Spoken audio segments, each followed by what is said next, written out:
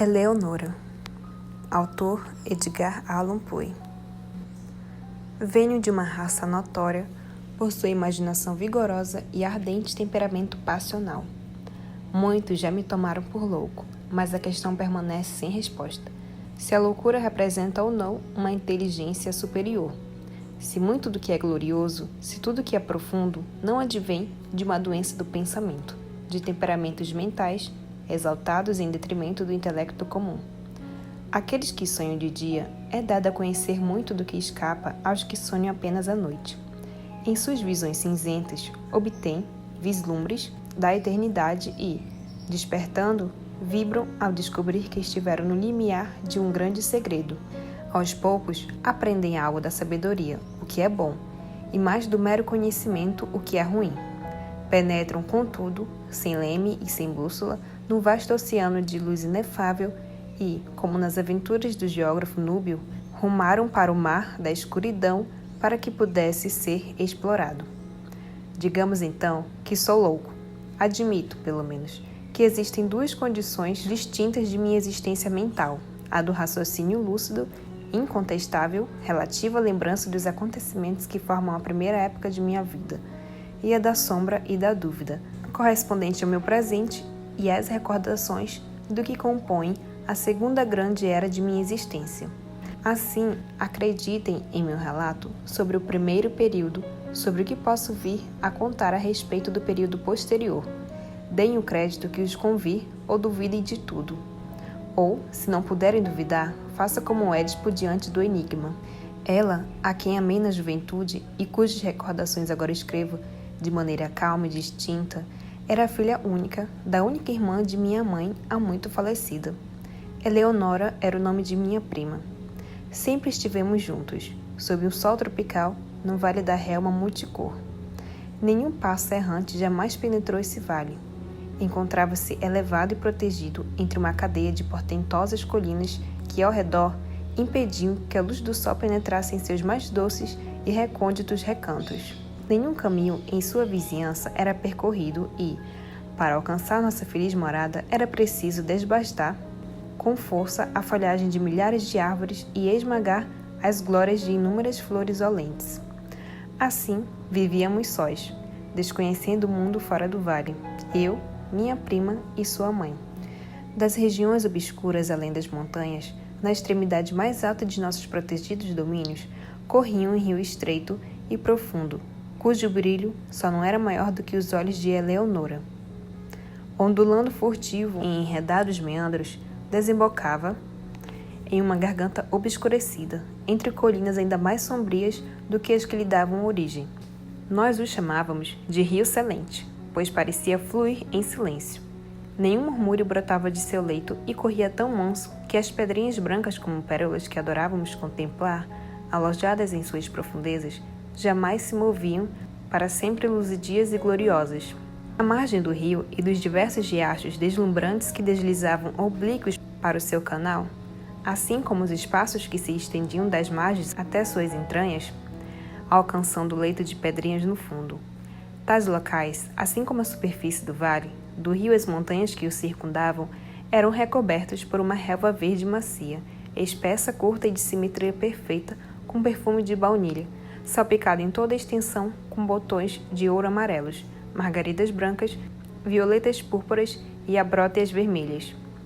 E, em sua exorbitante beleza, proclamava em altas vozes em nossos corações o amor e a glória de Deus. Aqui e ali, nos bosques espraiados da relva, como uma floresta de sonhos, brotavam árvores fantásticas cujos troncos altos e esguios curvavam-se graciosos em direção à luz que perscrutava o centro do vale ao meio-dia. Faíscas vívidas de ébano e prata cintilavam alternadamente na casca de seus troncos, que só não eram mais macios do que as faces de Eleonora.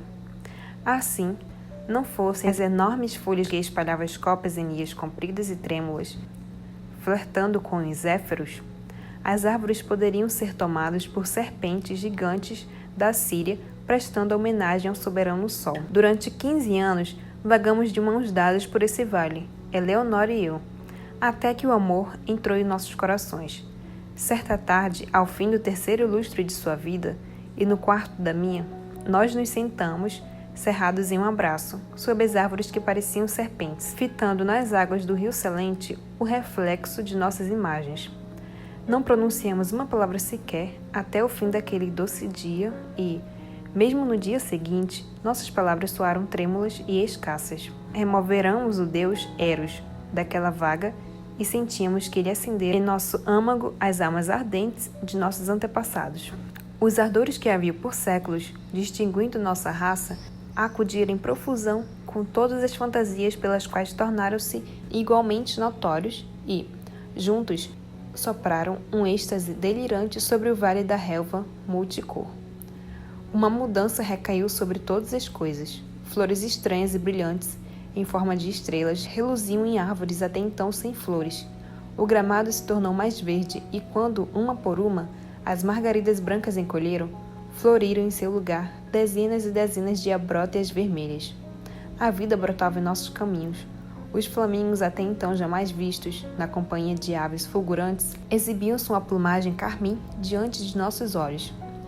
Peixes dourados e prateados frequentavam o rio, de onde vinha, aos poucos, um murmúrio que se transformava em uma melodia mais divinal do que a harpa eólica, perdendo em doçura apenas para a voz de Eleonora. Uma nuvem volumosa que há muito contemplávamos nas regiões de Hesper, de lá flutuou, majestosa em vermelho e dourado, pairando pacífica sobre nós e descendo mais e mais a cada dia, até encostar as extremidades nos cumes das montanhas, transformando em magnicência suas sombras e nos encapsulando como se para sempre em um cárcere mágico de esplendor e glória. Eleonora tinha a beleza de um serafim, mas era uma donzela tão ingênua e inocente quanto a vida breve que desfrutara entre as flores. Não empregava artimanha alguma para disfarçar o amor fervoroso que pulsava em seu coração e examinava comigo os recantos mais recônditos enquanto passeávamos junto no vale da relva multicor, comentando as mudanças extraordinárias que nele se passavam. Por fim, tendo discorrido um dia aos prantos sobre a derradeira mudança infeliz da qual nenhum ser humano pode escapar, desde então, ocupou-se somente desse lamentável tema, encaixando-o em todas as nossas conversas. Como nas canções do bardo de Shiraz, as mesmas imagens se repetem à exaustão em cada impressionante variação de frase. Ela deve ter percebido o dedo da morte tocando-lhe o peito, compreendendo que, como tudo que é efêmero, fora feita perfeita apenas para morrer. No entanto, os temores do túmulo para ela jaziam em uma consideração que me revelou, em certa tarde crepuscular, às margens do rio Silente. Ela sofria ao pensar que, após sepultá-la no vale da relva multicor, eu fosse abandonar para sempre suas alegres paragens, transferindo o amor que a ela dedicava tão fervorosamente a outra donzela do mundo exterior e cotidiano. Atirei-me às pressas ali mesmo, aos pés de Eleonora, jurando a ela e aos céus que jamais me casaria com qualquer filha da terra que não seria de modo algum a sua estimada memória ou a recordação da afeição devota com a qual me abençoara. Convoquei o poderoso Rei do Universo a testemunhar a solenidade piedosa de meu juramento, e a maldição que invoquei, em nome dele e dela, uma santa no paraíso, caso traísse minha promessa, envolvia um castigo de tamanho horror que sequer ouso relatar aqui. Os olhos brilhantes de Eleonora reluziram ainda mais com minhas palavras. Ela suspirou como se um fardo mortal tivesse sido removido de seu peito. Tremeu e chorou amargamente, mas aceitou o juramento. Pois o que era senão uma criança, que apaziguou a perspectiva de seu leito de morte? Disse-me alguns dias depois, ao morrer em paz, que, graças ao que eu tinha feito para confortar seu espírito, ela continuaria a me proteger, mesmo depois de morta. Afirmou que, se fosse permitido, voltaria em forma visível para guardar-me todas as noites. Mas, se tal feito estivesse, de fato, acima do poder das almas do paraíso, que me daria ao menos indicações frequentes de sua presença. Suspirando em meu rosto junto com os ventos vespertinos, ou preenchendo o ar que eu respirava com o perfume do turíbulo dos anjos. E com essas palavras a pairar nos lábios, extinguiu-se sua inocente existência, colocando fim à primeira época de minha vida. Até aqui, meu relato foi fidedigno. Porém, à medida que atravesso a barreira na estrada do tempo, constituída pela morte de minha amada, e prossigo rumo à segunda era de minha vida, sinto que uma sombra me obscurece a mente e já não confio na perfeita sanidade de minhas lembranças. Contudo, deixe-me seguir adiante. Os anos se arrastaram pesadamente e permaneci no Vale da Relva Multicor, onde uma segunda mudança ocorrera em todas as coisas. As flores estreladas murcharam nos caules das árvores e nunca mais floresceram. O verde do gramado desbotou, e uma por uma, as abrota e as carminhas evaneceram. Em seu lugar, surgiram violetas escuras que se retorciam inquietas, sempre cobertas de sereno. E a vida desapareceu de nossos caminhos. Os flamingos não mais exibiam a plumagem vermelha diante de nossos olhos, tendo fugido do vale para as colinas, junto com todas as aves fulgurantes que haviam chegado em sua companhia. Os peixes dourados e prateados nadaram para longe de nosso domínio e nunca mais adornaram o doce riacho. E a melodia mais suave do que uma harpa eólica, mais divinal do que qualquer outro som, exceto a voz de Eleonora, fenecera aos poucos em murmúrios murtiços até que o rio, por fim, regressou à absoluta solenidade de seu silêncio original. Finalmente, a nuvem volumosa ergueu-se no céu e, abandonando os cumes das montanhas à escuridão de outrora, regressou às regiões de Esper, levando consigo todas as incontáveis glórias esplendorosas do Vale da Relva Multicor. No entanto, as promessas de Eleonora não foram esquecidas, pois eu escutava os sons dos turíbulos angelicais se movendo e torrentes de perfume celestial inundavam o vale. Nas horas solitárias, quando meu coração disparava, os ventos que me banhavam a fronte acudiam-me repletos de suspiros e murmúrios indistintos que inundavam o ar da noite. Certa vez, apenas uma única vez, despertei de um sono, semelhante à modorra da morte, sentindo o toque de lábios invisíveis juntos aos meus. Todavia, o vácuo em meu peito recusava-me a ser preenchido. Ansiava pelo amor que outrora o enchera até transbordar.